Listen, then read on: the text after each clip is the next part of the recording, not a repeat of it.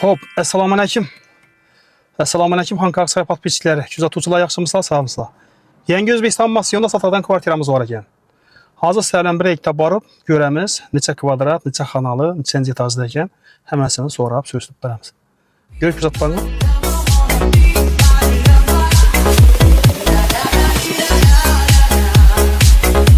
İndi bir adresini bunu düşündürməsəm həm köpçülük bilədir. Yeni Özbekistan massiyonu Xanka tumanımız ilə Yeni Özbekistan massiyonunun darvazasından girən yerlərinizə səhv yanında domda 3-cü etajında 2 xanalı kvartira zodiklə satılır. 52 kvadrat.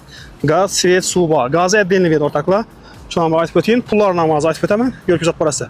Yanımızda yine Baxtorxanası. Baxtorxanasının yan başından ne gələsisə. Yanımızda siz propan zapravkasının doğrusunda şu darvazadan gidip gələsisə ortaqla.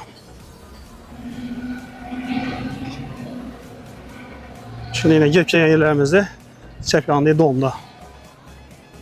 Yine şu domda yine.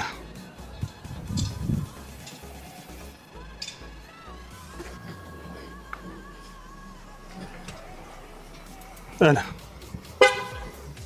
Hürmetli abonatçılar, Xuda xalasa yine 3-cü etaja kütəlildik. Kilisi hesabla çıxqa yerimizdə doğru değişik. Doğru değişik. 2 xanalı, 52 kvadrat ekan.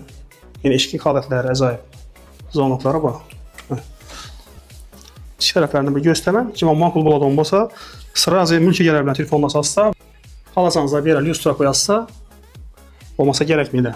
Yine geri yerlərdə çəp yanında rakaminaları, kolyuj umanlikləri, bir anda yunus çayları ilə xarcətxanası və sanuzeləm üzərində.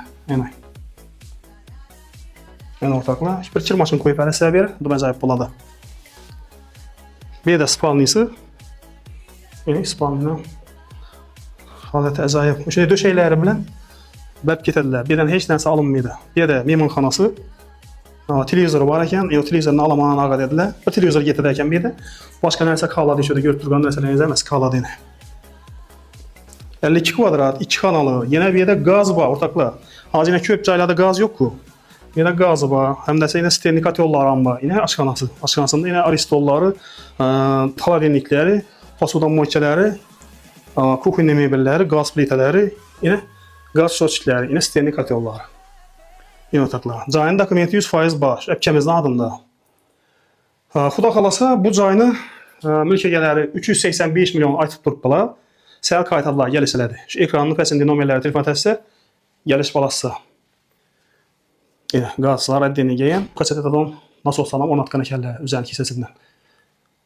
Cayımız acayip kvartira, 2 xanalı, 3-cü etajda 385 milyon. Kim almaq olan olmasa, mülki gələrlə telefonlasınlar.